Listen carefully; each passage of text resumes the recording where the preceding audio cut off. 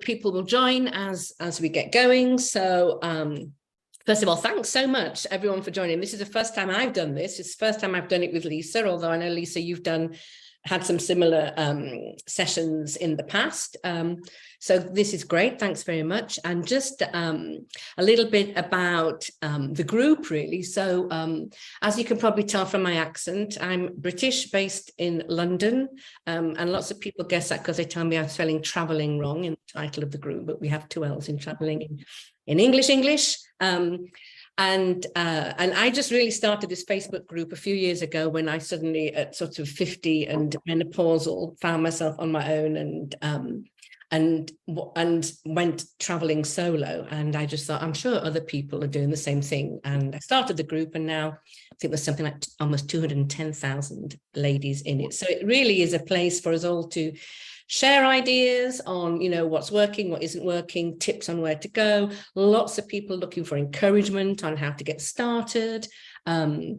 Little things like, tips for security, how to book flights, lots of things. So I think today, Lisa and I are just going to have a chat and about all of these things and just kind of how everyone can get started.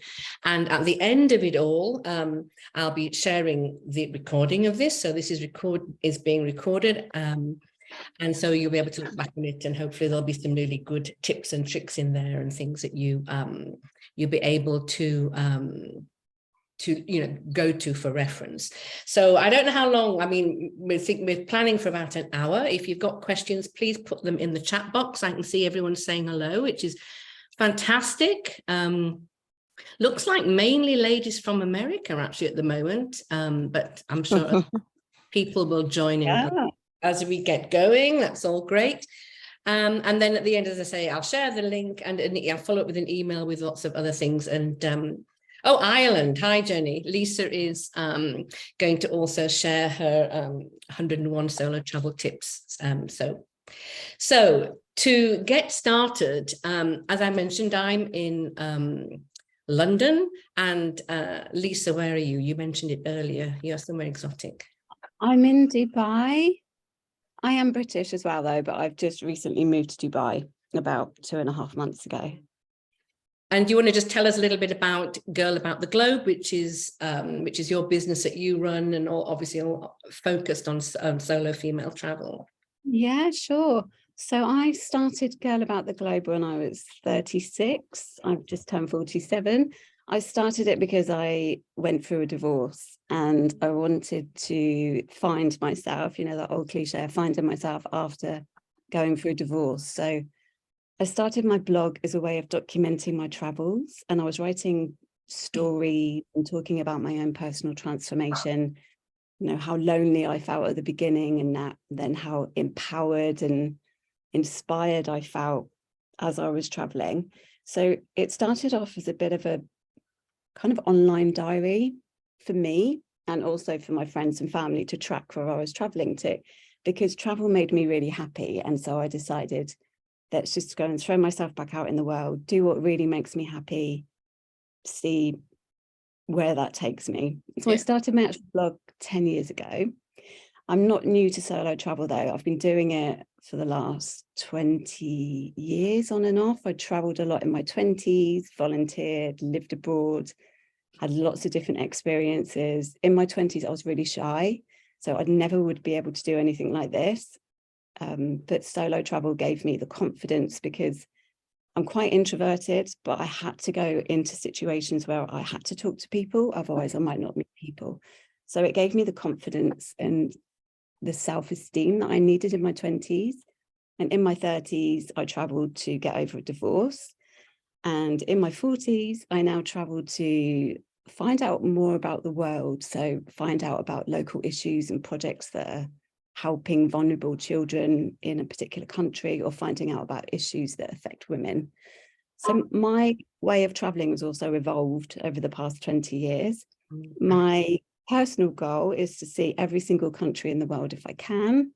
I've been to 142, and 110 of these alone. And along with my blog, I also have a Facebook group as well. I also do a podcast where I interview people who have traveled solo, and also just speak about my own solo experiences. So I started the blog, which was all about me, but now the blog is all about how to empower women to travel solo. And when I first started it, there didn't seem to be that many bloggers around. Now there are so many bloggers, and I know. Yeah. hundreds and thousands of women traveling solo. So it's amazing to see that women are feeling more confident about doing it alone. It's so true. And I mean, my experience, I think, is very similar to yours, although I probably was 10 years older than you when it all started, because I too went through a very unexpected divorce. And I traveled a lot with my husband, and I love traveling, and I always planned all the trips, and I just, was so excited about it all night. We had great trips together. And then he actually left very unexpectedly. And we actually had a holiday booked, like a 3-week trip to Malaysia, this trip of a lifetime, like trekking through the jungle and diving and all. And I thought, well, sod this, I'm not losing the deposit, because the deposit was paid. So I just decided I'm going to go on my own.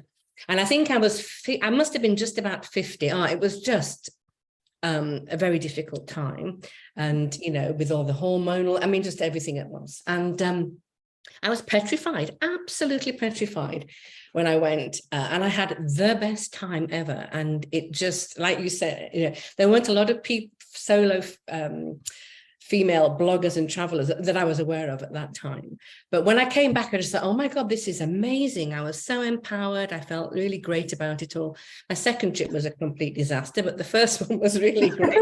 And then, you're right, though, about the market, because then I started to research it. And I think solo women, especially over 50, which is sort of where I was looking at the time, was the biggest single group of travelers, or the fastest growing group of travelers or something. And I was really shocked to find that there weren't that many people doing an awful lot, addressing that market, unless, we wanted to be very kind of pushed into stereotypical boxes.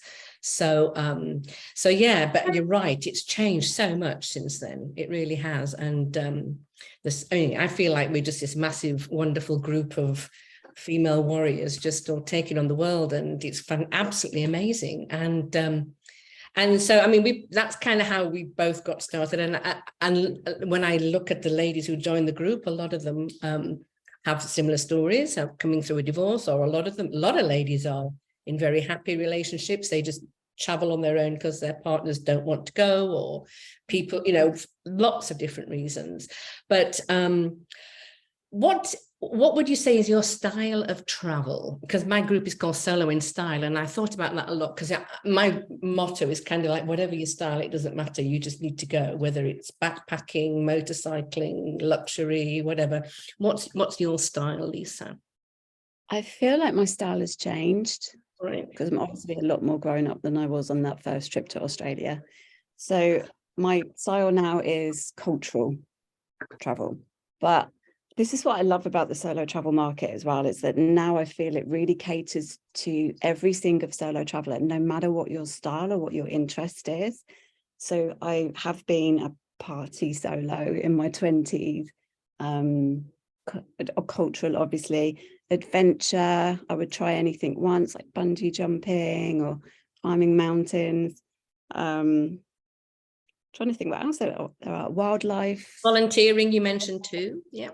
Volunteering, yeah, I've tried volunteering. But now I think I'm more about the more immersive travel experience. So for me, just going to a city with a tick list of things to see and seeing landmarks is great, but I need something a bit deeper. So I love to connect with the locals, try and stay in homestays if I can, learn about the culture and have a bit of a cultural exchange, because those have been my best experiences solo, the interactions that I've had with local people. Yeah, you see, I've never done a homestay, and I kind of moved between Airbnbs and hotels, and I have volunteered as well, and that was I rented a flat with some other people who were part of the program, but I've never done a homestay. Which countries have you done homestays, and kind of why did you find that so interesting?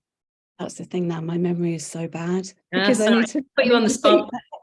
That's why I write everything down on my blog. I definitely did one in Mongolia, Yeah. which was really interesting. Well, I stayed in a nunnery in Nepal with Buddhist nuns for a month, which was, well, someone's asking, can we speak more Yeah, about how do you homestay? book them? That's a good question.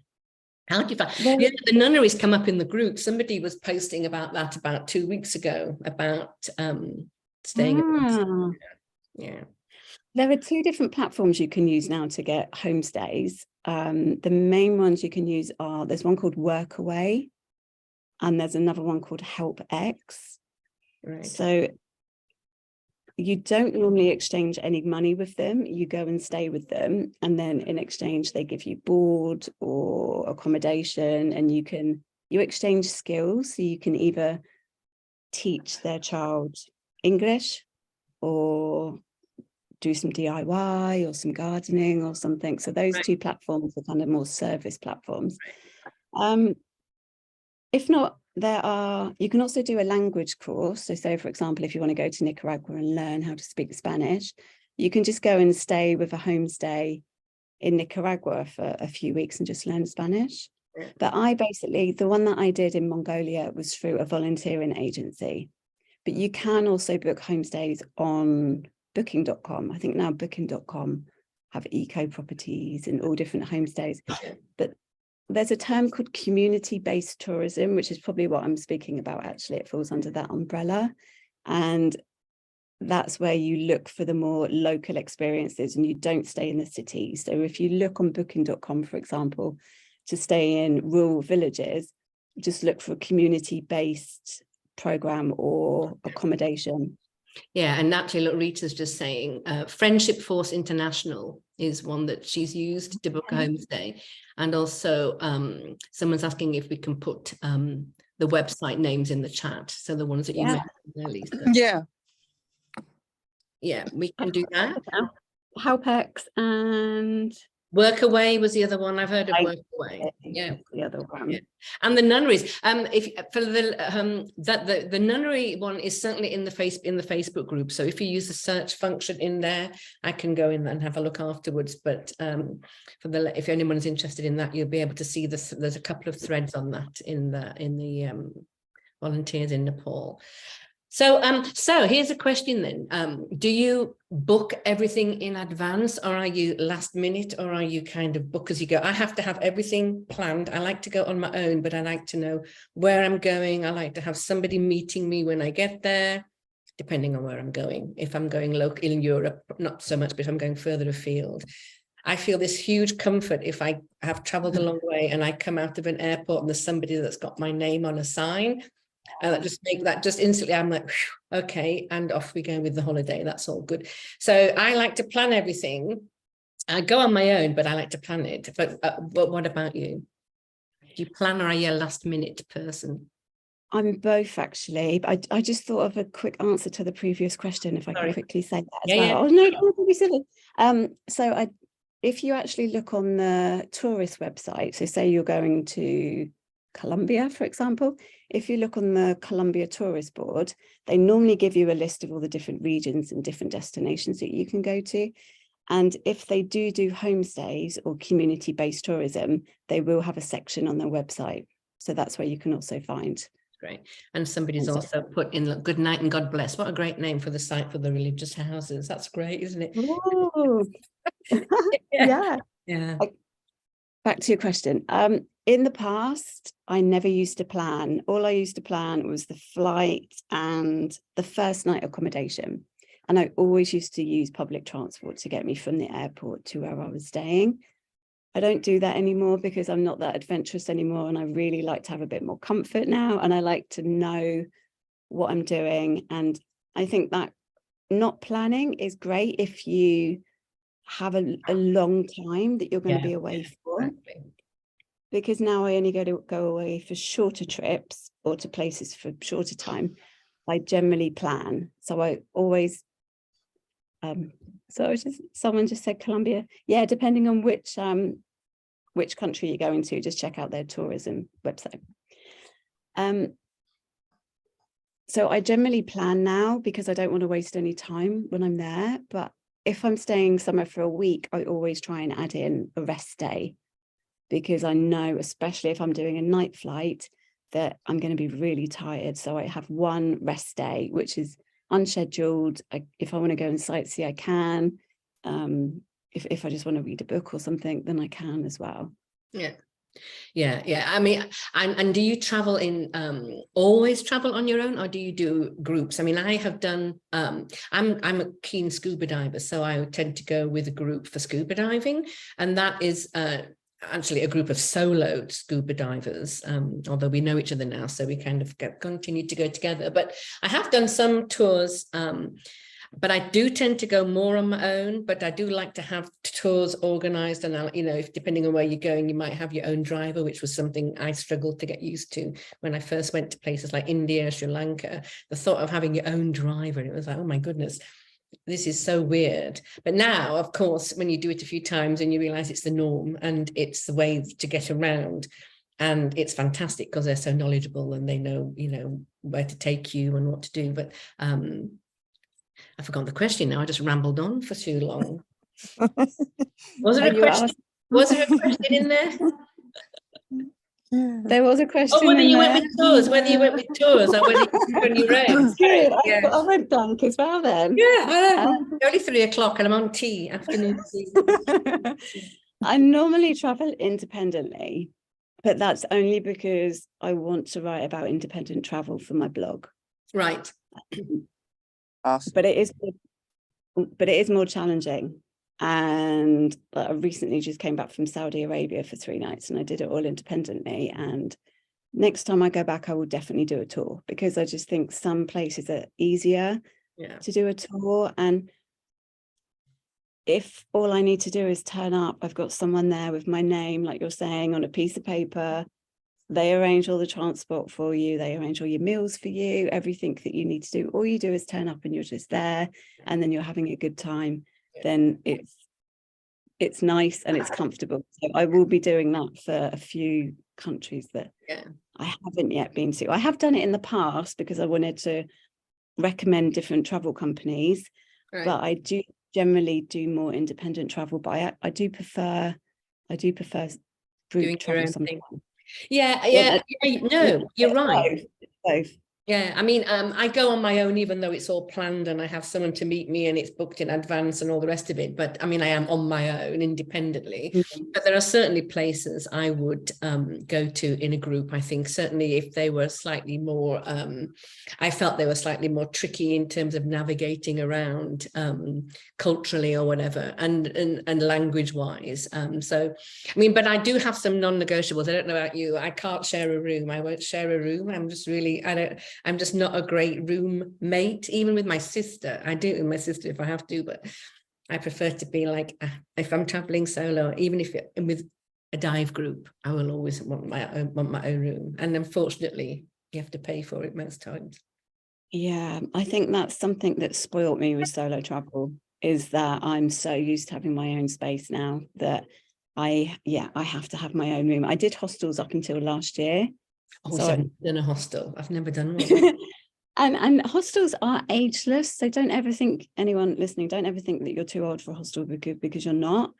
And you can have your own private room in a hostel, and you still obviously then have that social aspect as well. But I'm now at that stage where I want comfort when I travel. Absolutely. And I do love a good Airbnb, and depending where I'm going, if I'm doing a city break, I would normally have a nice hotel. So, certainly central, so I can walk everywhere, because it's really important for me to walk and be able to walk around. If depending on the location, if I might have an Airbnb. I use them quite a lot, and some countries more, some places more than others. So it just all depends, and also the type of hotel too. Sometimes I quite like to try and find a smaller, more sort of boutique, for want of a better word, hotel where you come down to breakfast and you can chat instantly with people who are there, and it's really quite friendly. And that's where I feel as though I certainly have had the best experiences. I mean, when I went to India, I had this brilliant experience where I just went to breakfast in a very small little hotel, and I started chatting to an Australian lady who was there on business. She had a fabric, and she made she sold clothing, and she had her fabric designed in Jaipur, and I ended up having 2 incredible days traveling around Jaipur with her in the back of a tuk-tuk, and she showed, she knew where she was going. It was brilliant. And then off I went, and so I think I find those places, rather than the huge sort of great sort of hotels that have hundreds and hundreds of bedrooms, but there's a time and a place for everything. Sometimes you want to fly and flop, and you want an all-inclusive. I've done that once, I think, or maybe twice. Certainly in the Maldives I did it, and it was great. So it just depends sort of. I love that expression, flight and flop. Yeah. How do you find those places? Oh, that's a really good question.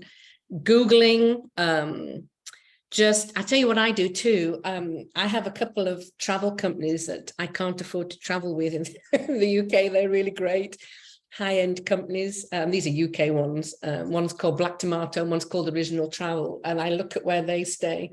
And I go, and then I check out those places. And then if you go on booking.com, it'll show you ones that are almost like those, but cheaper.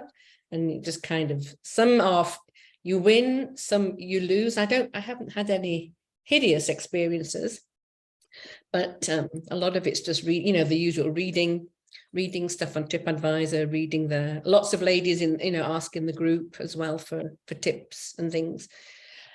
So, so you're going to say something?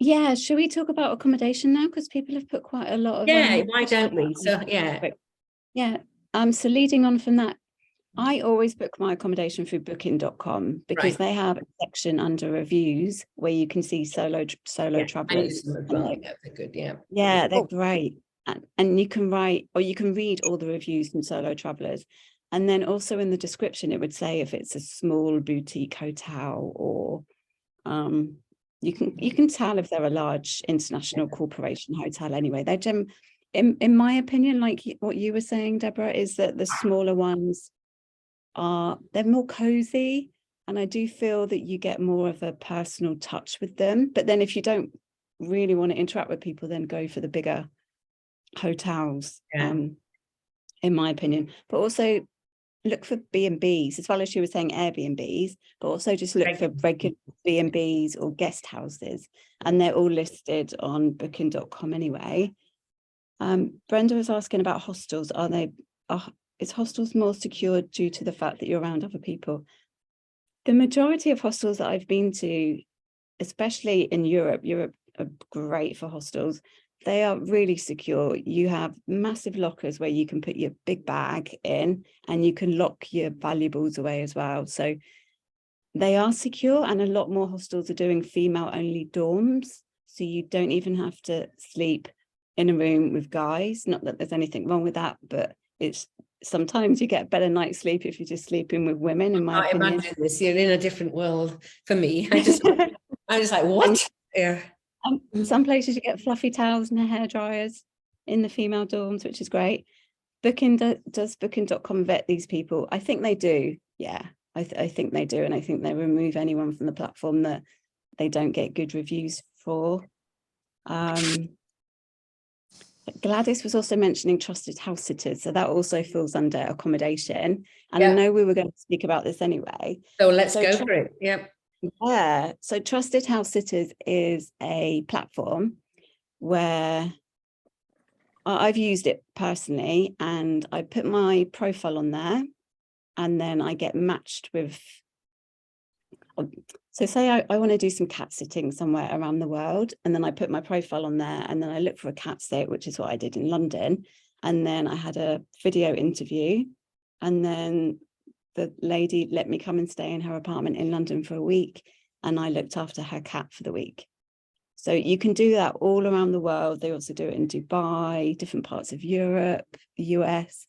You can look after dogs, cat, fish, any other kind of pet that you can imagine. Yeah, a lot of ladies do that in the group as well. That comes up a lot. I haven't used it myself, but I think I'm probably going to start to look at that actually as I sort of retire and have more time on my hands, which is hopefully soon. Don't know when, but soon.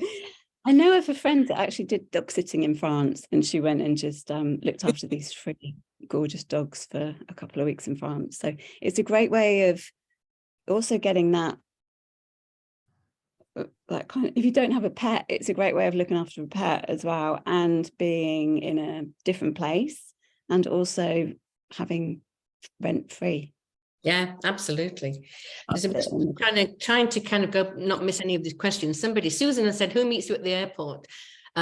So for example, when I organized a trip to Sri Lanka, I organized a trip to India, I went through a company who organized everything for me, and they organized drivers to pick me up at the airport. That's how I found, that's my experience.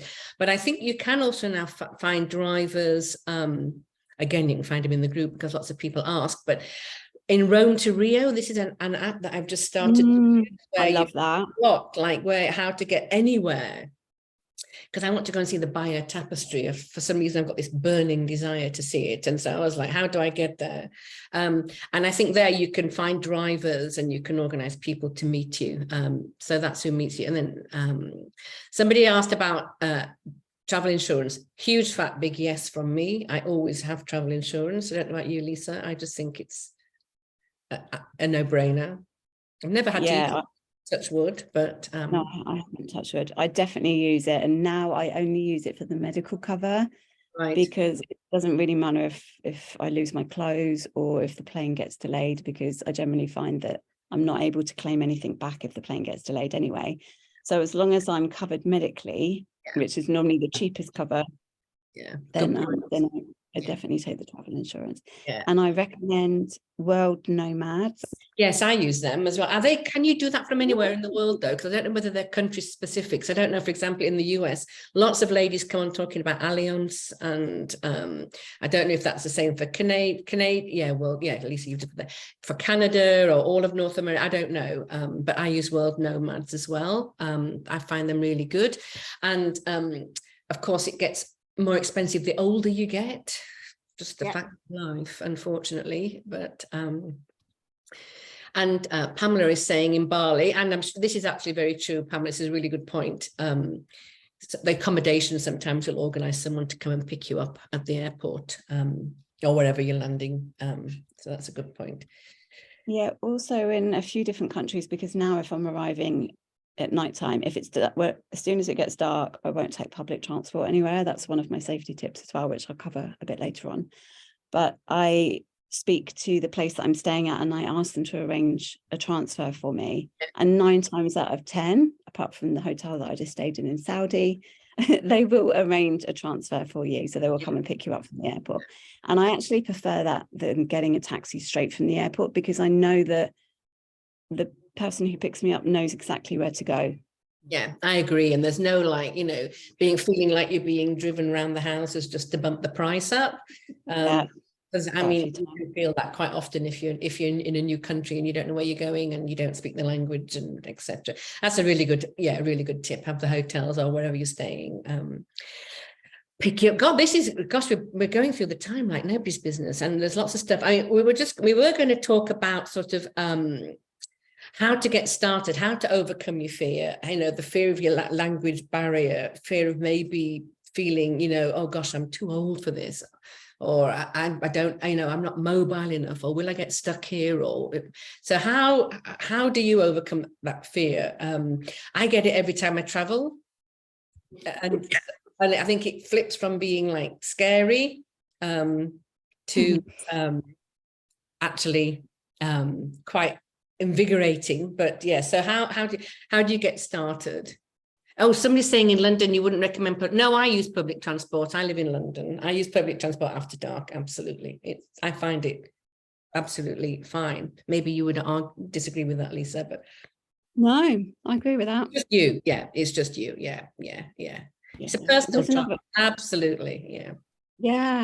Yeah, because some people aren't comfortable taking public transport, and that's fair enough. Do you let people know you're a solo traveler? Oh, it's really weird when people ask you that. Like, what do you say? Do you go? And then depending on where you are, there's like, oh, where's your husband? Or yeah. That happens a lot. Has happened a lot. I don't advertise the fact I'm a solo traveler, but it is none of their business. Yeah.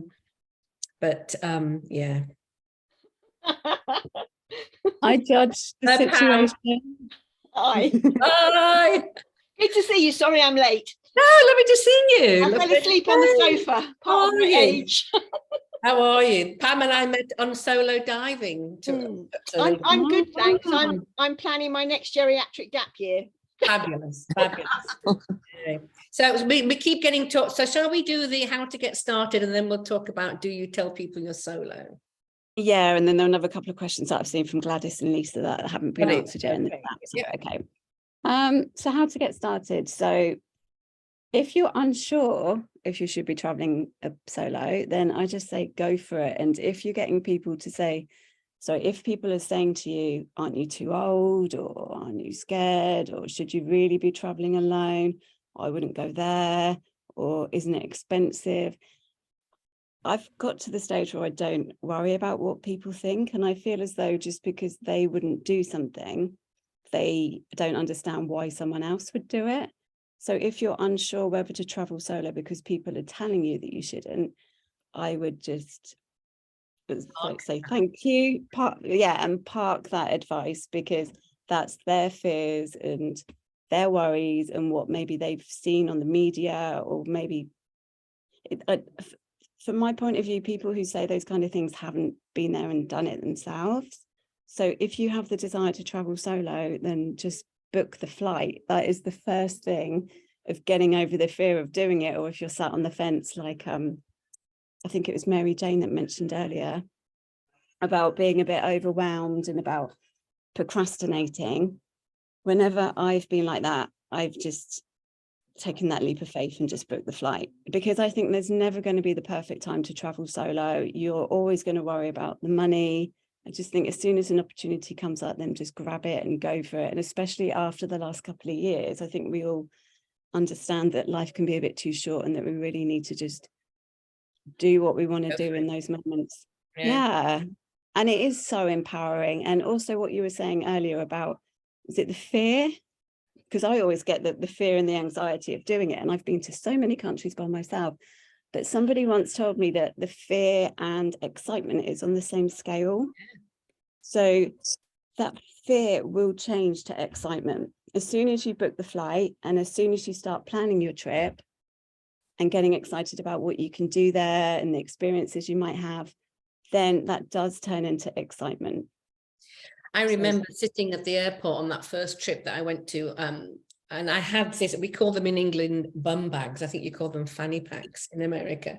And it was the size of a small child. It was just enormous. And it was just strapped around my middle, and I had everything in it. And I must have like opened it and checked my passport and my boarding card. You know, I just was absolutely like paranoid. I was going to lose I just must have looked ridiculous.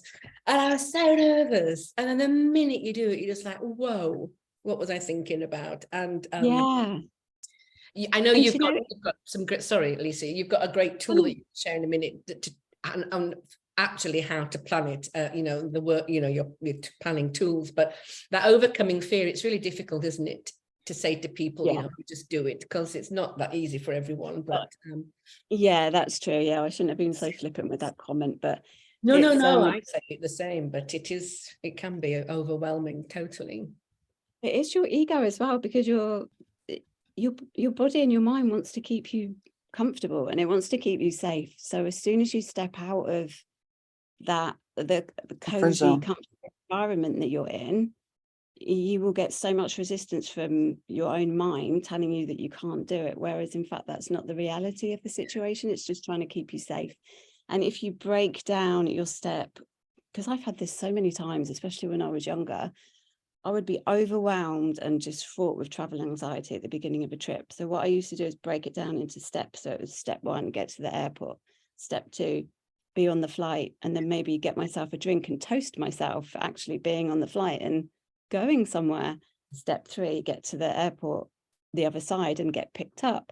Step 4, be in the hotel. So as soon as you've got those 3 full steps done, then you're there, and then everything else just becomes a bit easier. But it's the thought of doing it which is worse than the actual act of doing it. I remember once telling a friend that I'd just come back from a holiday. I can't remember where I'd been. And she said, oh God, who did you go with? I went, oh, I went on my own. She went, oh, I'm really sorry. And I went, what do you mean you're really sorry? And she thought that, you know, it was this torture that I'd had to go on my own. I'm like, no. I mean, here's a good one. I don't know whether you've had this, Lisa. When people invite themselves on your holiday with you, that just does my head in. And I say, I'm going here or there or whatever. And people are, oh God, I'll come with you. I'm thinking, naturally, no, you won't. I'm not inviting you. I'm going on my own. I know I've had that as well. And I think, oh, I hope they can't come. And I tried to deter them saying, well, the flights are really expensive because I booked quite a while ago, or because that's the thing now. I'm so used to my own time and my own space. I can do about 3 days with someone else 24/7, and then I need a little bit of me time. Oh, I know. I'm just looking at what we've got on, because we did actually do some prep for this. Hopefully people can see that, because we did have a list of things we'll do. So things go on. Sorry, I've got a few more things to say about if you're unsure as well. It's if you're going through a bit of a hard time at the moment as well, I really think travel helps. I think whatever stage of life, like you were saying as well, you traveled when you went through a divorce, and me too. I've also traveled when I've been grieving as well. So I do think that especially solo travel, it gives you what you need in that moment, and it gives you the clarity and the time away from your situation to really be by yourself and really think about what you want and what you need. So I think that's why I love solo travel so much, is that each time it just gives you something different. I mean, it can be fun, it can be social, or it can help you if you're going through or into a new chapter of your life. Don't let not speaking the language put you off either. For me, they've been some of the best travel experiences is body language with local people. Smile is universal in every single country, and you can do it alone. So just don't think that you can't. If I can do it, anyone can do it, to be honest. Well, I think we are, you know, it is easy, you know, I think it is one of those things, isn't it? Once you've done it, you just go, oh, yes, I've done it. This is great. And it just opens up this wonderful kind of world. And hats off to everyone who's doing it. I mean, I am in awe of some of the ladies in the Facebook group who are motorcycling through Cambodia, or, you know, back. I mean, I am not that adventurous. I do my sort of my holidays. And at the moment, because I'm working, that is what the time that I've got. But look at that. Yeah. So everyone's really appreciating your thoughts there on how to overcome the fear, which is fantastic. So here, let's get more practical, shall we? Because people are asking about things like, how do you physically do it? So first of all, we've talked about travel insurance, where to stay. I think we've kind of talked about. So what about things like budgets and how do you first of all figure out sort of, well, what's the best place to start? How do you choose where to go? Maybe that's the first part. And then how much do you want to spend on that? And then you can share your workbook, which you've got on, or maybe now's a good time to do that. But I mean, there's a lot. There is a lot, isn't there? Yeah. So how to find where to go is, first of all, just make a list of everywhere you've ever wanted to go in the world. And I'm sure there are quite a few destinations there that you probably want to go that are on your bucket list. Yeah. Then I would make a list of all the bucket list experiences that you've ever wanted to do. So for me, for example, if I was choosing where to go next, I've never seen lava. Right. I'd love to see lava in a volcano, and the best place I could do that would be Hawaii. So I would write Hawaii down as one of my destinations. Something else that I've never done is seen the tribes in Papua New Guinea. So I would write that down as, a destination that I'd like to go to. Another consideration for where you want to go is think about what you actually like doing and what type of activities you like doing. So if you are a city sightseeing person and you like to go out and look at landmarks, then consider some of the most popular cities in the world. especially also if you like museums as well. Cities are obviously good for that. If you're more into beach and you just want to escape from work for a week, then look at maybe an all-inclusive somewhere that, in the Caribbean or somewhere that you've always wanted to go, or even a wellness holiday. Wellness tourism is huge. You were just nowadays. in somewhere, haven't you? Where did you just go? Portugal, was it? No, was it the Canary Islands or Portugal? I can't remember where you've just done your... both actually. I went to Portugal about a year and a half ago and did a yoga retreat there. And then I just did a fitness retreat, that was last year actually, in the Canary Islands, which was great, solos. I just turned up by myself and they had all these different activities that I could do. It was healthy food, sunshine. I left a week later just feeling really balanced and rejuvenated and healthy. Yeah. Well, absolutely. I was looking at something quite recently, actually. And in terms of, so once you've figured out where you're going, some ladies just been asking about flights, where to find flights, or the best time to go, or how to find cheap flights. Yeah. That's a tricky one, isn't it? I mean, I think traveling out of season is a brilliant one. I've done the Maldives twice in the rainy season when it's cheaper and never seen a drop of rain, and it's been absolutely great. And so I think you can, that can help, but flights are tricky now anyway, because they are just so much more expensive. They are, and sorry, go on. I was going to say post-COVID, that was it. Yeah, and they seem to be charging for luggage now as well, which makes it even more expensive, more luggage, for example. So after you've written down your list of where to go, I would then have a look at what the season's going to be like. So have a look at what time off you can get. So say you can only get a month off in April or something, is see what the season's like for all of the destinations that you want to go to. Because if you want to do city and sightseeing, but it's rainy, then that might not be a comfortable experience. Or if you want to go and lie on the beach, but it's monsoon season or hurricane season, then that's not a good time to go as well. So always make sure that you have a look at the weather. In regards to flights, I use Skyscanner, and then I put in wherever I'm flying from to wherever I'm going, and then I do a price alert. So they have a function where you can have a price alert, and you will get emailed when the price goes up or down. So if you're planning months in advance, that's a good tool to use, so you get notified of the cheapest flights. There's also an email subscription that you can use called Jack's Flights. Jack's Flight, is it Jack's Flight Club? Or Jack's Free Flights? Yeah, Jack's Flight. Yeah, you've heard of that one. Yeah. So I recently joined that, and I think it was about $35 a year. And they send me emails on all the cheap flights from my chosen airport. So that I don't know how they do it, but they end up getting the best deals, don't they? And then they just email you. Yeah, and some of them you just think, oh wow, this is too good to be true. But I think that they are, absolutely. But I think the key is that you have to be flexible on your time. So you have to, there'll be like set dates and set locations, and if you just happen to want to go there on that particular day, then that's great. Yeah, Expedia, someone's saying, the juice pricey people. Yeah. So yeah, I mean, I don't know if there's any huge insights on booking flights, really. I mean, it's just literally like shop around, isn't it? It's hard. I collect British Airways Avios, and I try to, so that's my first port of call when I'm booking anywhere, is does British Airways fly there, and do they have a free, can I get a free? Invariably the answer is no. I'm glad I'm not the only one. They're like, damn, I have to find somewhere else. So, yeah. But yeah. Oh, Scott's cheap flights, someone's saying that's great. Yeah, there's a couple of suggestions there. That's great.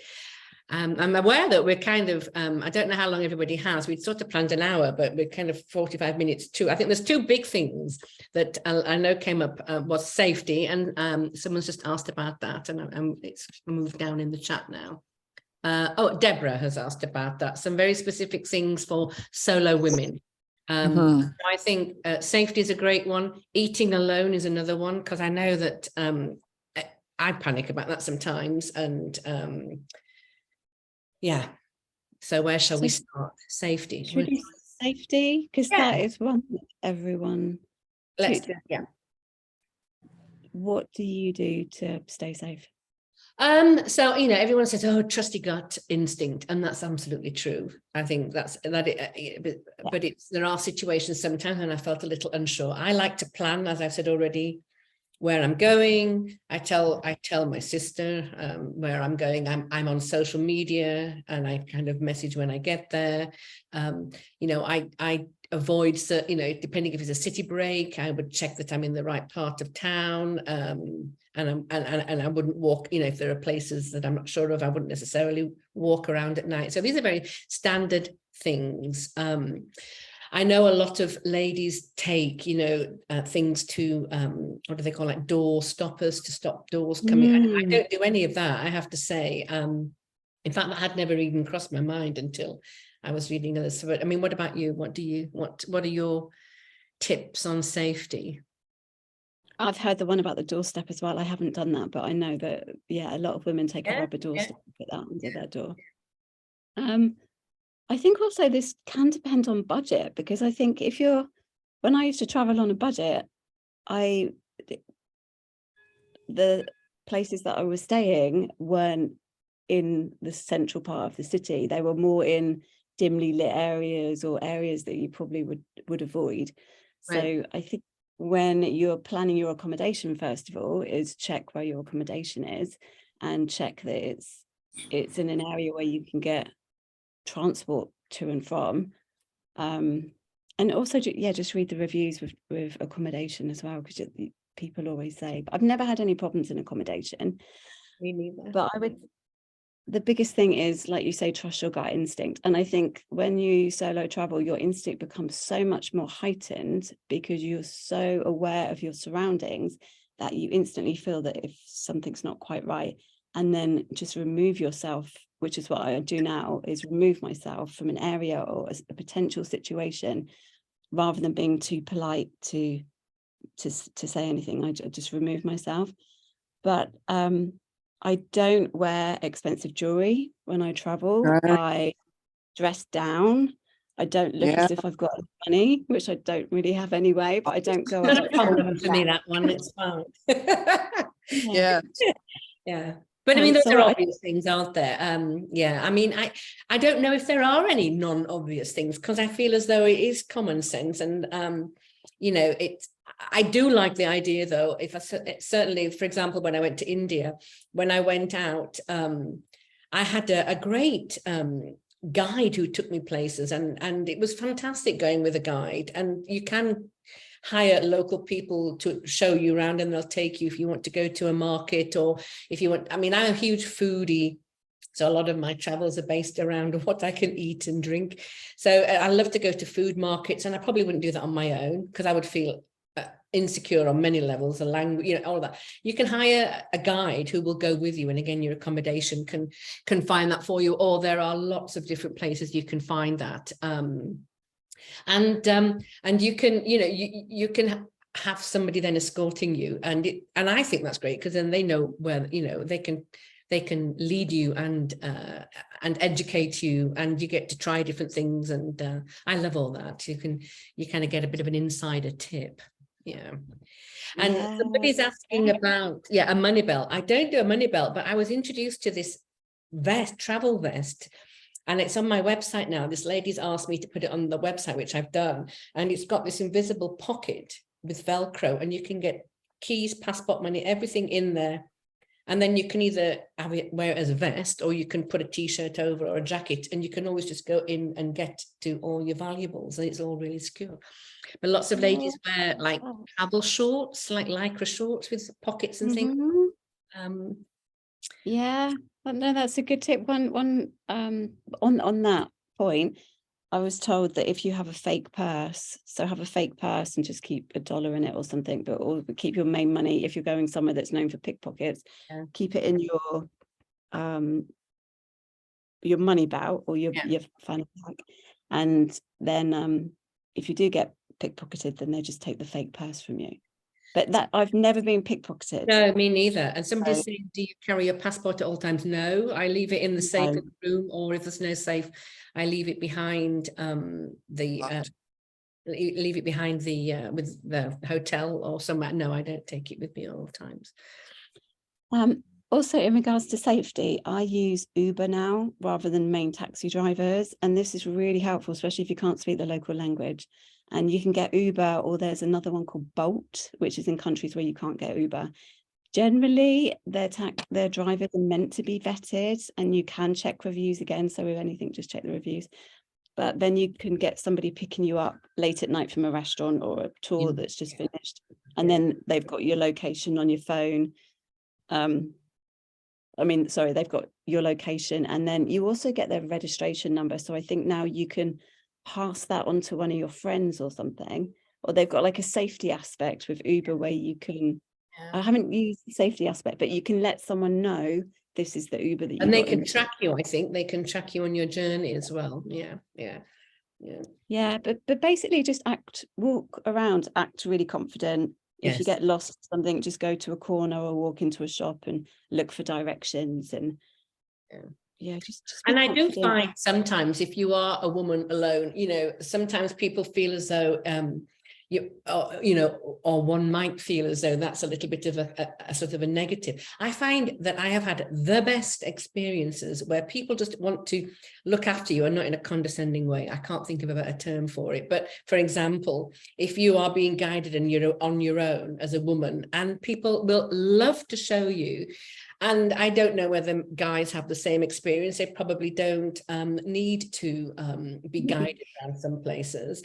But I just think people are so, generally speaking, they will give you this better experience because, and maybe it's because they feel sorry for you or something, I don't know, but that you just get this wonderful guided, they will really sort of go the extra mile to kind of show you around and make you feel, welcome and secure and things. Yeah, definitely. I was asking, what was the other company you mentioned, Lisa? Bolt, B-O-L-T, is it? Oh, B-O-L-T, yeah. If you can't find Uber in a destination, it might be Bolt. Gotcha. Okay. So as time is marching on, shall we do the eating alone? Because that's a big one, isn't it? And it's a weird one, isn't it? Because some people love it. Lots of people hate it. It comes up in the Facebook group probably 3 times a week. And again, I think it depends on where you are.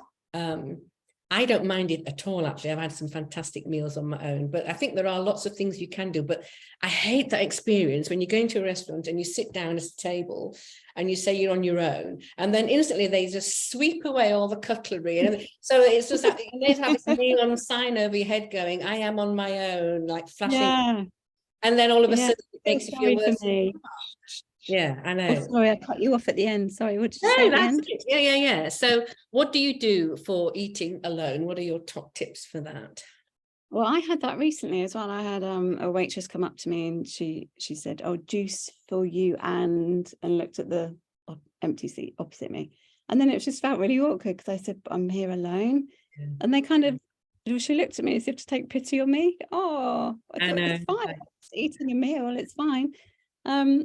So what I normally do is eat dinner as early as I can, especially if I'm in Europe, because they generally eat quite late in Europe, like 8 or 9 o'clock. If I go to a restaurant at 6 or 7, it's not full of couples, it's not full of families, it's generally just me and a couple of other people eating. And then I don't feel so awkward. I also try and pick a table where I'm looking out the window, so I'm not looking back onto people in the restaurant, just because I feel more comfortable. And then I can also people watch because I'm quite nosy. Yeah, that's the best bit about eating on your own, isn't it? Looking around and people watching. Yeah, you can sit at the bar, which I know is something that you do. At the bar. I love it. And then again, you get to see everything and people will notice you there and kind of, I've had loads of great experiences where, you really like to try this and we're just cooking this. Do you want to try that and have a drink, sip of that or what have you? It's not. Sue just mentioned something good, actually. She said, don't wait for the hostess to ask just one, right away say a table for one, please. Yeah, exactly. Exactly. Yeah. And I'm a big fan of a long lunch. I don't know about you. I love, depending of course where you are, I'm a big fan of like having a lovely lunch, not so that it writes off the rest of the day, but so I would say a lovely lunch if it's appropriate, and then in the evening you either don't need to eat, or you can have something light, wherever you might be. Also culinary tours and things. I've had some fantastic experiences. I did a brilliant cycling tour of Mexico City, where you went around all these hidden taquerias, and you cycled in a group to one and had a fabulous tacos, and then you went around the city, you saw the city, and you ate amazing food. Cookery classes, lots of you know, things that you can join in where the meal is included, tasting experiences where you don't feel, you know, quite so on your own. What's Diane saying? A Croatian waiter sat an Italian man at the table next to me. See, I don't mind. Well, it depends. I remember once, here's the thing. I remember once going, and again, I keep mentioning India, but I was in India, and I arrived at this very small hotel, and on the side of me was a couple, a man and his wife.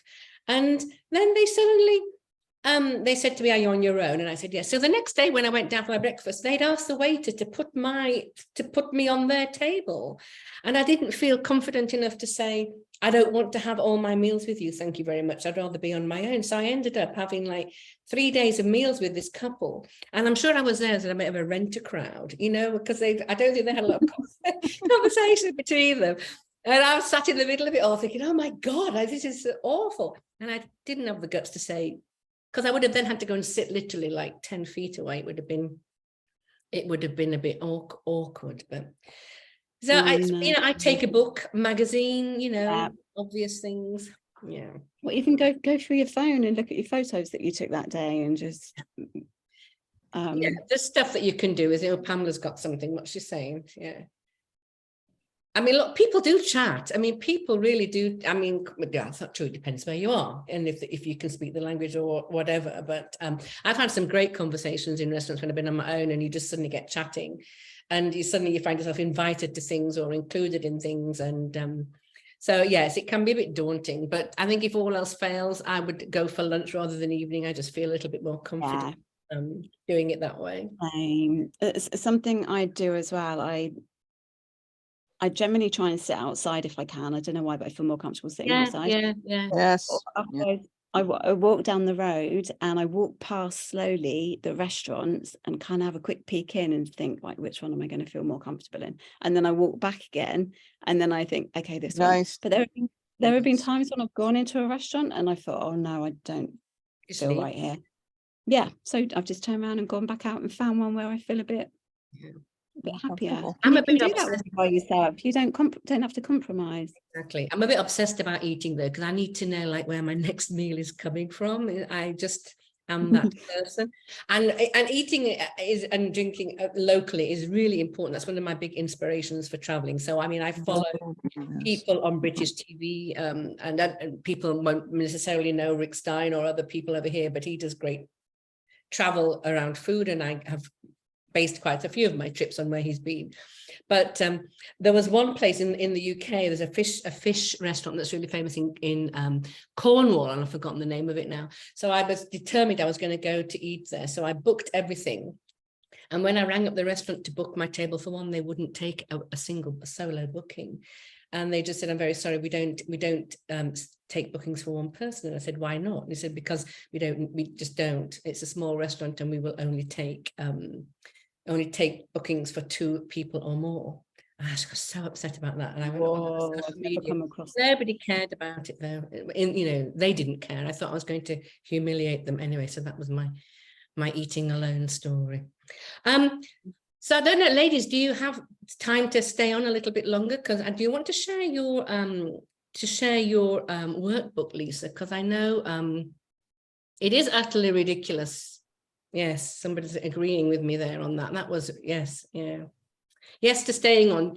Maybe you can share, so how to actually plan, because I use spreadsheets, I use apps, I use, I spent a lot of time Googling all of this. I know you've devised this great workbook. Maybe now is a good time. Can you actually share it, or have I disabled you again inadvertently? No, let me check. Yeah, we can share it, and then we can go through the questions after if you want. Yeah, great. Let's keep going. And if people have to leave, I'll send out the recording afterwards anyway. Yeah. So yeah. Someone else was asking about a recording for her mum, and yeah, there will be a replay that. Yeah, for sure. Yeah.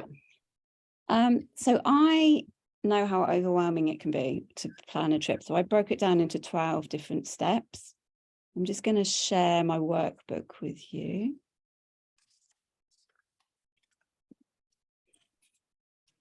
And this is how I plan my trips, basically.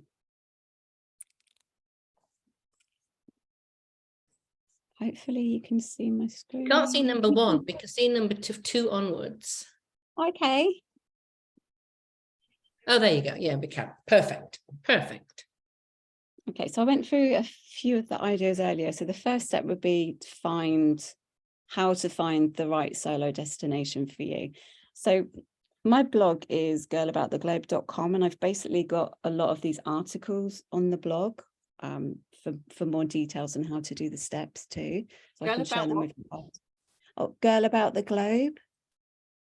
We'll share all these links at the end, and I'll put them in the email that I send out. And in fact, Lisa is, well, we'll get to that at the end, but you've got an offer on this, on the workbooks and other things that you're going to go through now if people want to.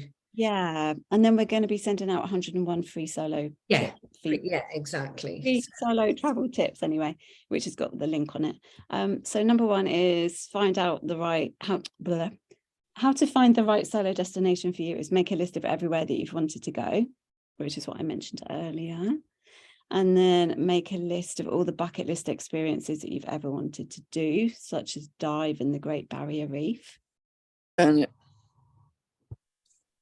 then in this little workbook, I've got little tickable circles, so you can have a look and tick all the activities that you like to do, whether it's, you might be a wine lover, yoga, like stargazing, sailing, festival diving, cultural beach, or even a combination of all of these different things. And then I've actually got links in here. I'm actually going to share this link in a second in the chat box. So if you're really unsure where to go, this gives you a list of all the different continents.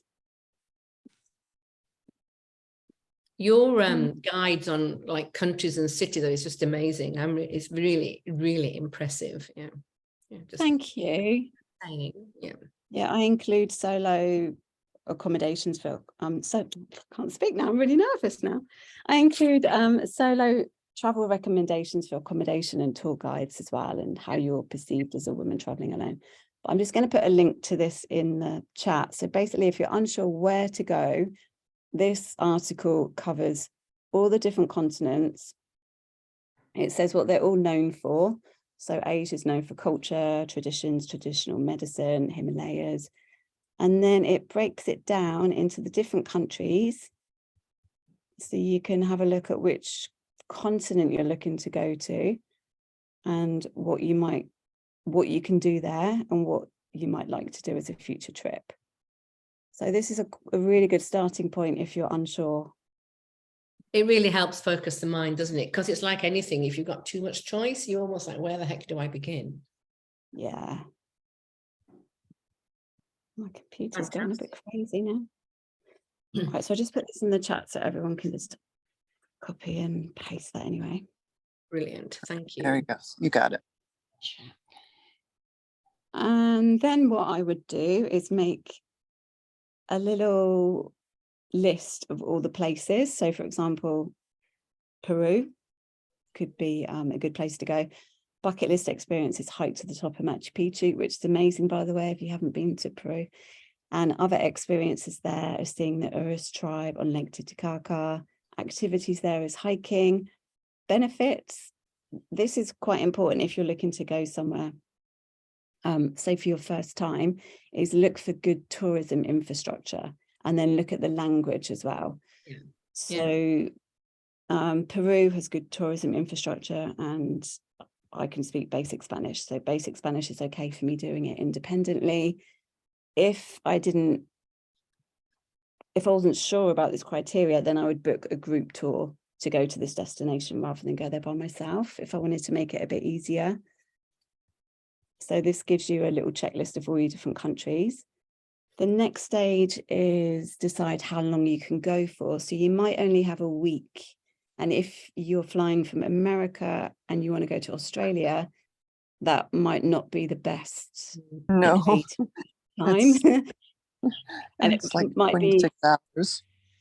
Yeah, and it might be easier to look at choose one of the destinations from your shortlist of somewhere that's quicker for you to go to.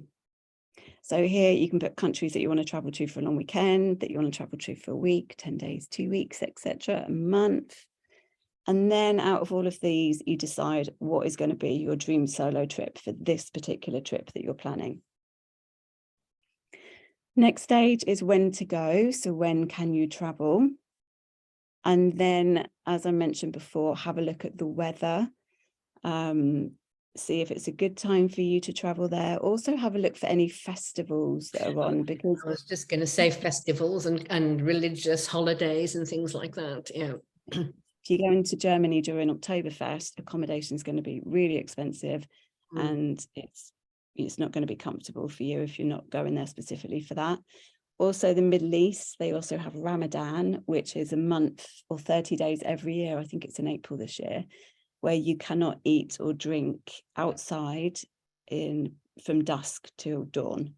I have traveled during Ramadan and it was okay, but if you don't have to travel during that time, then I recommend not traveling. So have a look at what's going on in the country that you want to go to. Next one is visas. I always use the UK Foreign Office website, which I think is fco.gov. I'm not sure what it is for America. Don't know if anyone else knows what it is to check for visas on an American passport or in your own country. No, actually, I just look at I just go to the, normally the airline will tell you if you're traveling by air. Okay. And then there are countries I've been to that don't, the easiest countries are ones that either don't require a visa or you can get an e-visa upon arrival, which a lot more countries seem to be doing now. Or you can get an e-visa through their website a few days before you travel. But there are other countries which are harder, where you have to get a letter of invitation and have everything booked and submit an actual visa request. So for any that are more complicated, I use ivisa.com. I'll also put that in the chat as well. And even if you don't use their service, they give you information on how you can get a visa. Okay, so that's something else next I would have a look at, is how easy is it to get a visa, and can I get a visa in the time frame before me actually going to that destination? Next one, vaccinations. I'm always, I was going to say jabbed up, but it's not the right term, is it? Up to date, up to date. Up to date, that's it. I always have all of my vaccinations anyway, because I'm very last minute and I never really know where I'm going to go. So I'm covered if I want to do a last minute trip to Africa, for example. So have a look at any vaccinations that you might need. And some of them you might require 2 boosters on top of the vaccination. So make sure you've got the same time frame. You've got enough time for that. Working out your budget, that's a good one, isn't it? I was going to say, am I going too fast? Or is this No, okay? no. This is great. This is really good. Okay. Oh, sorry, I'm just answering for everybody there. Hopefully so. So next one, working out your budget. So I've basically created a daily budget planner, which works out the cost of your trip. So maybe I should get it up actually. So what it covers is how much is your flight going to cost? How much do you need every single day for transport? How much is your accommodation going to cost? How much is your laundry going to cost if you're away for a while? How much are the experiences that you want to do going to cost? Do you need to pay departure tax when you leave? And then also an emergency fund as well, just in case you need any extra money when you're there.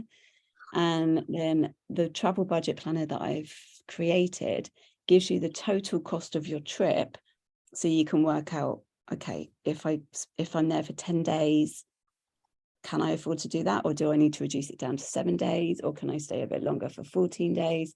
And then it also works out the amount of money you need every single day. And then the way that I try not to go over my budget is only take that money that I need for that day and put it in my purse or my money belt. And then I try not to go over that. And that's if I'm traveling longer term anyway, that's how I try and stick to my budget. Any questions about budget? Because I went over that really quickly. Yeah, booking flights, I think we've kind of done, haven't we? We've sort of looked at that. Yeah, booking flights we've looked at. So Skyscanner, there's also Google Flights as well. Yeah, I compare. somebody mentioned that actually, I think in the chat. Yeah. I compare, and somebody once told me that if you go incognito, then it resets the price, because if you're looking at the same flight for a few days in a row, it knows that you're doing that and it will put the price up. Yeah. So I've heard if you that can, too. Yeah. oh yeah, so if you go incognito or use someone else's device, then it might give you a better price. Also, when you're comparing your flights, because a lot of low-cost airlines now, from Europe anyway, add on quite a lot for baggage. So it might be worth checking a low-cost airline versus, say, comparing EasyJet versus Emirates, for example. With Emirates, you know that you're going to get your baggage included. So just because it looks like it's a cheap price, it might be the same as a better airline that's going direct with the baggage included. Yeah. I don't do this. I don't know if you do this, Deborah, but I've been recommended to book your flight on a credit card for extra protection. Yes, I do that actually. I do that. Yeah, I think depending on your credit cards, I think you're covered. Absolutely. Yeah. Yeah.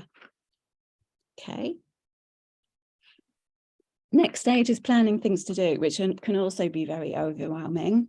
So, for example, if I take Peru again, so how I normally find what I want to do in a country, there are two really good platforms that I use. One is called Get Your Guide, which I mentioned here. You don't have to book through it, but it just gives you an example of what you can do there. Another one is called Viator, which I think is probably more popular with people from America. You might be more aware of that one. And they give you a list of all the top experiences that you can do in that country. So then what I do is write down what I really want to do in that country in the list of priority for what are my non-negotiables. So in Peru, I would definitely want to see Machu Picchu, and I definitely want to go to Lake Titicaca. If I'm not able to afford or do the rest of them, then it's okay. But the first two are non-negotiables for me. And then I look at whether I can book that myself on a tour to do independently, or whether it's easier for me to book a group tour that incorporates everything that I want to do. Especially if you're only somewhere for a week and you want to do, say, 7 different experiences, or you're moving around a country a lot and you want to see everything in that country, it can be easier to do a group tour. I know that we've spoken about this before, Deborah, is that if you're not doing a tour and there are things that you want to do in, say, 3 different destinations, what I've done in the past is stayed in accommodation in a particular destination and then moved to another destination and then done the sightseeing there, and then moved to another destination and done the sightseeing there as well. That's how I normally do it independently, but sometimes it can be easier to do a group tour. And how to get around. So if you're going to Europe, I'm presuming a few of you are probably going to head to Europe. Europe is very easy to get around. They have really good train systems and really good infrastructure. You can also just have a look on Google. Oh no, sorry, what you were saying was Rome to Rio. Rome to Rio is great, isn't it? Yeah. Yep. I'll put that in the chat as well. So Yep. Rome to Rio, I use this, and you put in from Dubai airport to Wherever, yeah, and it just tells you, doesn't it? It's so good. Yeah. It tells you how to get around on the buses and everything. And then where to stay. We've covered that in regards to guest houses, boutique. Insurance, we've also covered that as well. Generally with insurance, the higher the excess. So if you pay, the cheaper the insurance cost, the higher the excess. So if you have to claim, then you might have to pay $200 or £200, for example, or you can pay less when you claim, but then you pay more for your insurance. Does that make sense? Yeah, that makes perfect sense. And I think you can actually also, you can choose your price point, I think, on some of them. You can choose to have like a 500 deductible or whatever excess and then pay less or what have you. Yeah. Yeah. And so that's the end of the workbook. So this is part of the Plan Your Dream Solo Trip course with a clickable workbook that you can copy and paste and use for all your different solo trips. But just before I go back into that, I just want to mention a few countries if you're unsure of where to travel to that are really good for solo female travelers. So Australia is a really good destination. New Zealand. These are also some of the most popular ones for solo female travelers. France, Portugal, Norway, Spain, Italy. Bali is also very popular for solo female travelers. Can I throw Sri Lanka into that? That is my all-time. Yeah. I've done it twice solo and I absolutely adored it. Just depends what everybody's looking for, but personally, I found it extremely safe and really fabulous. Yeah. Yeah. And Hawaii, I haven't been there, but that's also meant to be really good for solo female travelers as well. Minute behind you. Now he's gone. But I do have a list of, I'm going to just put that in the chat as well, of all the best places for first time solos. But if you're not sure where to go, just look at some of the A speaks the same language as you and B has really good tourism infrastructure and see that lots of people go to. Yeah. I mean, we haven't touched, I think we probably have about 10 more minutes. We haven't touched on all kinds of things like ecotourism and all of that, because that's something I always look at when I'm choosing where to stay and where to go. I like to support female travel, tour companies and guides if I can.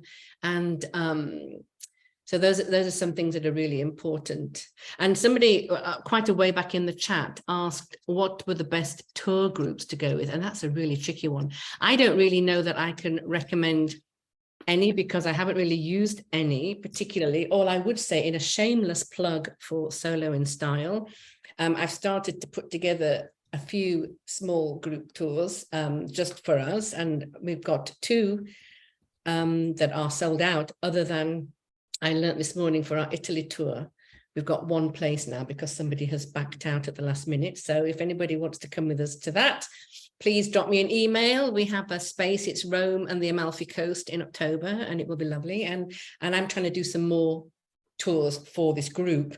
But I know, again, for those of you who want to spend a little bit of time in the Facebook group, this question comes up all the time for solo female travel groups. And if you use the search box, which is like the little magnifying thing at the top of the Facebook group, you'll find so much information in there on people, people recommending tour groups that they've been with in the past. For, I don't know if you've got any that you would recommend particularly, Lisa. Yeah, I have someone just mentioned Stray Travel for New Zealand and Backpacking Trail of Asia. Oh, there you go. Yeah, I use them both. They're fantastic. They are, aren't they? Yeah. Yeah. G Adventures. Yeah, G Adventures come up a lot. I've never used them, but that name comes up. Yeah.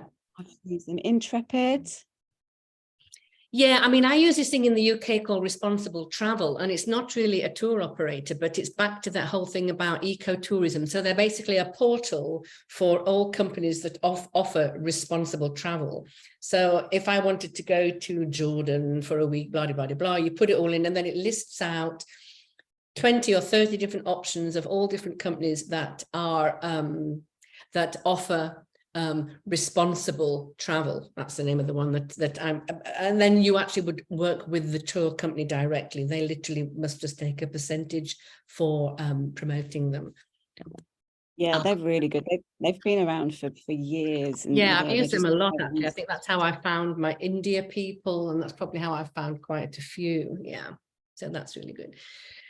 Sorry, no, go ahead, Lisa. There's another one called Just You. I haven't used them, but they promise solo adventures together.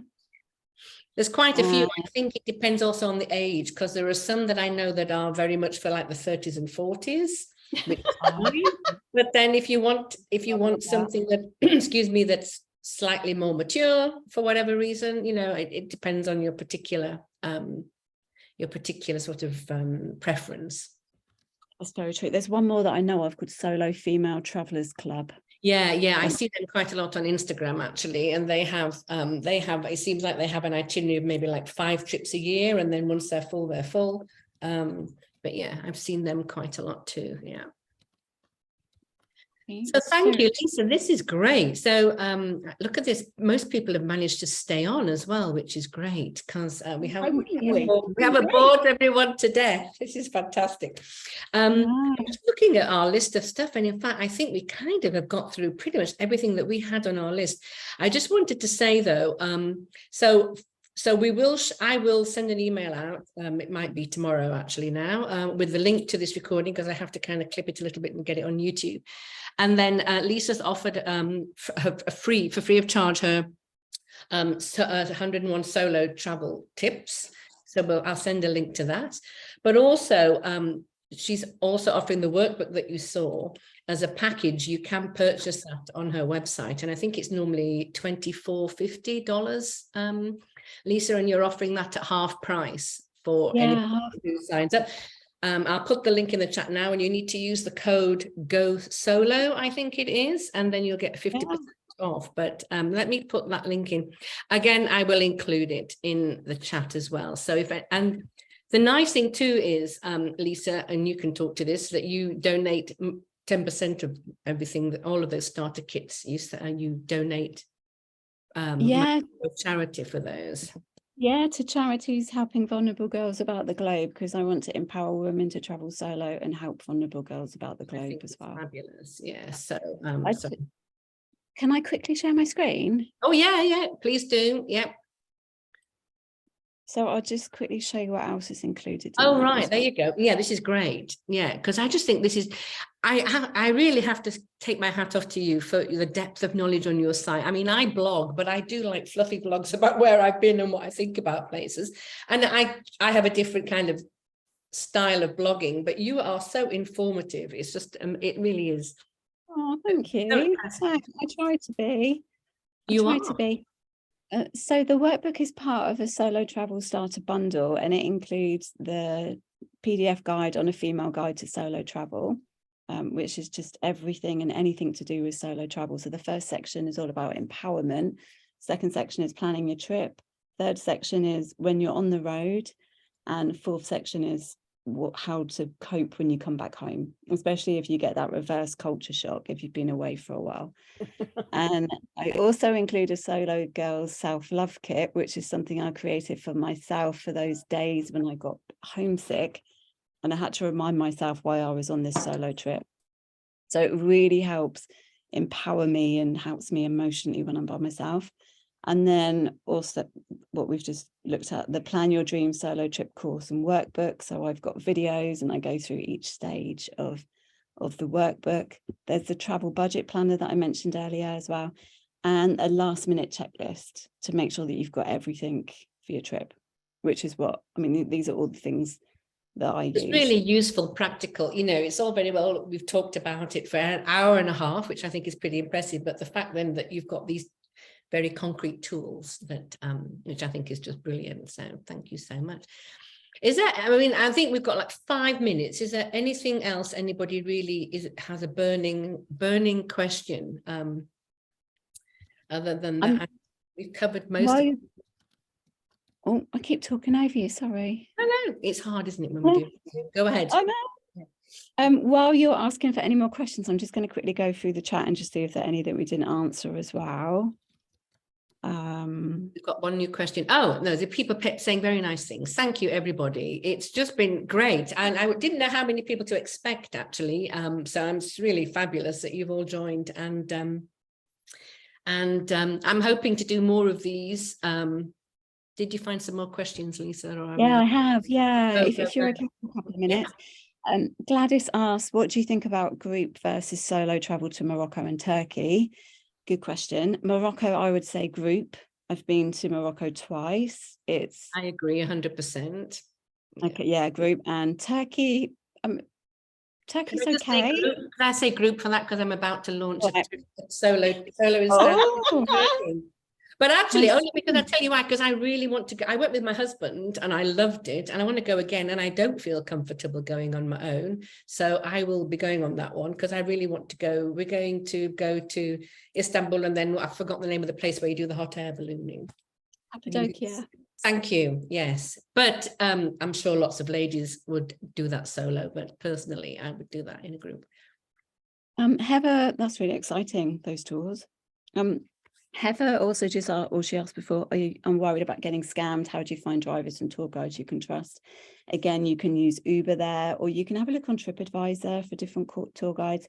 Just have a look at reviews, or you can even ask the accommodation that you're staying at who they recommend, because sometimes they might have a transport provider or a tour provider that they work with. That's an interesting question about toilet issues. I'm not sure that I can actually really talk to them. It's one of those things, isn't it? Especially in some countries, feeling unsure about, public toilets. Some places are better than others. I honestly don't feel particularly able to really comment on that. I don't know whether you do, Lisa. What was the actual question? How do you, this lady's got, it's Karen, says, how do you cope with IBS or other toilet issues? I always carry loads of tissues with me anyway, and I take probiotics. I picked up 4 parasites in the past and stomach flu. Since then, I take probiotics, which really helps my stomach when I travel. And I always take with me, I've forgotten the name of it now, the tablets for upset stomach and diarrhea. Imodium, not for everybody, but I always have them. And to be honest, I don't think I've ever really used them actually, but I take them as well. It was just as a what excursions, what do you do about snorkeling? I mean, I have in the past had those watertight pouches that you can take, that you can take underwater for snorkeling and things. There's lots of last minute things. Take your own toilet paper. Istanbul is fine for solo travelers. Thank you, Anne. Yeah, I'm sure everyone is, happy to do that if they feel comfortable. What is the name of the tablet? Which ones, Brent? Which ones, Gladys? The ones for flora and fauna, or the ones for stopping diarrhea? Imodium. There you go. Yeah. Yeah, and I just use normal probiotics. Yeah. And since then, I haven't had any problems with my stomach when I travel. No, I have to say, I agree with you. Yeah. Yeah, that was the best thing I could have ever done, especially after getting 4 parasites. Yes, you do have to be careful. Not drinking the water, all those things. It's really obvious. No ice, exactly. Yeah. And the only place I did get ill was Morocco. Actually, that's the only place I've been violently ill, stomach upset. But yeah, and I thought I'd be really good, but anyway. Now, Rebecca mentioned before in London you wouldn't recommend public transport after dark. No, public transport after dark's fine in places. You just need to, and I just personally would use taxis now. Anyway, it depends where I'm going to, but I'm not saying don't use public transport after dark. It's only if I arrive at an airport in the dark, I always make sure that I get a transfer. That's because I now go to dodgier countries. I don't go to mainstream countries anymore. Yeah. Like West Africa and places like that. So I'm a bit more cautious. People are just making recommendations on here as well. No, I think when are we going to meet for coffee, Pamela? I'll drop you a message. Well, we are only down the road from one another. I am thinking of doing a meeting. You should let us know, Lisa. We've had this discussion when you're in the UK next. I was going to try and do like a little meetup and book us a room above a pub or something and all get together and that one that we did pre-COVID, that was good, wasn't it? Well, that's a long time ago. Yeah. That was it. Yeah, exactly. But I'd like to get more meetups going. Yeah. Right. Bye-bye. Thank you very much. Thanks, Pamela. Lovely to see you. Bye. Bye. I don't know how we do the US ones. If anybody's got any ideas on the US meetups, just drop me an email. I think, shall we call it a wrap, I think. Thank you so much, everybody. That's been absolutely brilliant. Thank you so much, Lisa. Honestly, your insights have been invaluable. It's been absolutely great. And I will follow up, as I said, probably tomorrow now with the, I will fumble around with the recording tonight and try and get it hosted on YouTube and then send out the link tomorrow. But thanks, everybody. Yeah, thank you so much. Have a great rest of the day, evening, morning, wherever you are. Thank you. Yes, I will be sending out recordings. Someone's just asked Monica. Yeah. And someone ordered the guide already. Thank you. Oh, happy solo travels, everybody. Yes, I was going to say, have fabulous solo travels, everyone. And share your photos in the group. I love to see them. We all love to see them. Thanks, everybody. Goodbye. Thank you.